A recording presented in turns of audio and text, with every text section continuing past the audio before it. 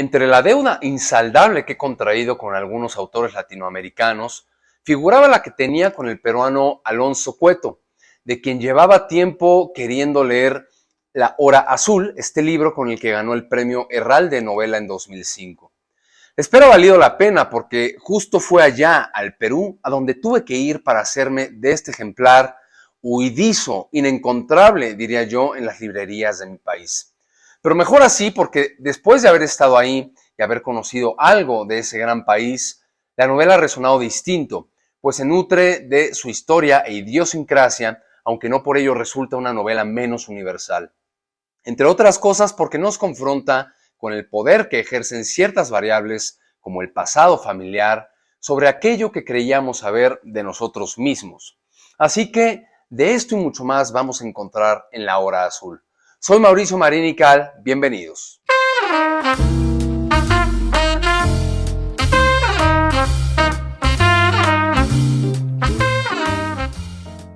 Cuando tengo referencia confiable sobre un libro en particular, procuro entrar a sus páginas sin siquiera leer los textos de su contraportada, es decir, en blanco. Justo así fue como llegué a La Hora Azul de Alonso Cueto. Y en esta ocasión me llevé un par de sorpresas, una mejor que la otra. La primera fue que la trama se cuece a fuerza de cierto misterio que intriga y enciende desde muy temprano la llama de una curiosidad creciente que nos mantiene ahí, leyendo página tras página.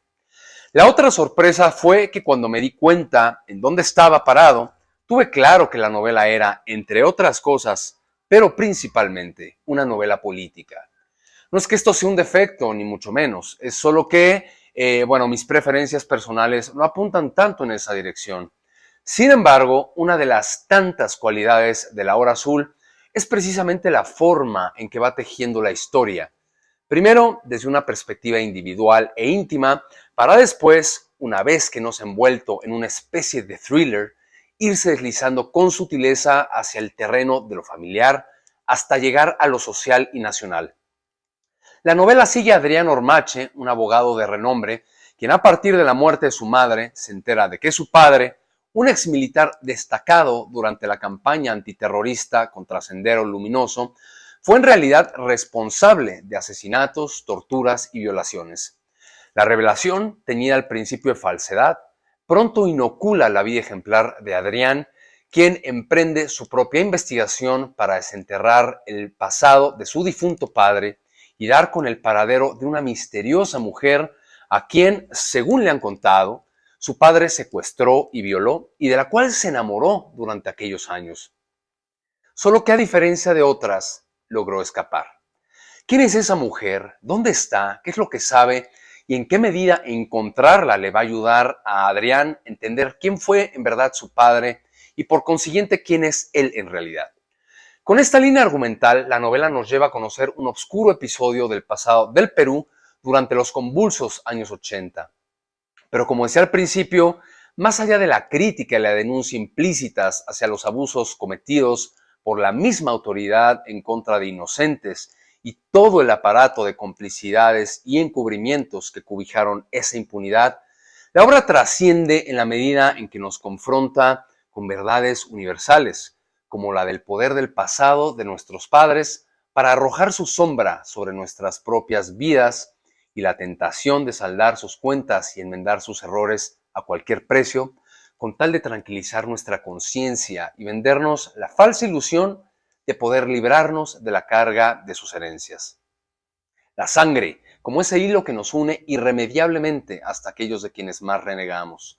La sangre como la primera patria, antes, mucho antes que aquella otra que se viste con los colores de una bandera.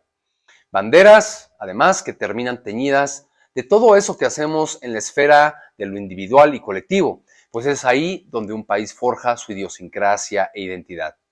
Así, la novela pone de relieve hasta qué punto, envueltos en la burbuja de nuestra realidad inmediata, damos la espalda a minorías que claman por justicia por parte de un mundo aparentemente civilizado que les ha traicionado y condenado a la marginación y al silencio. En ese sentido, la novela es una bofetada al rostro de un país velado por la indiferencia.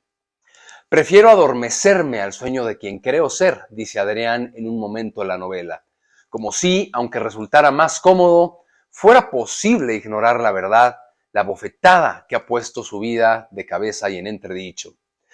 La Hora Azul es además un homenaje al Perú, a su gente, hacia el habla coloquial, hacia Lima y algunos de sus lugares emblemáticos, además de un paseo por su historia y sus tradiciones. ¿Acaso algo que reprocharía es que hacia el final hay una vena ensayística que prescinde por completo de la envoltura de la trama y tras la cual queda expuesto el discurso, la denuncia total y sin ambages, como si todo lo anterior hubiera sido tan solo el pretexto para llegar ahí y decirnos algo que ya había sido dicho? Un recurso del autor para asegurar el anclaje de su mensaje. Alonso Cueto tiene su propio canal de YouTube y en él habla de esta novela, se los dejo en las descripciones por si les interesa. Cuéntenme por favor si han leído algo de este autor y si conocen la novela, compártanme qué les ha parecido. Muchísimas gracias a todos y hasta la próxima.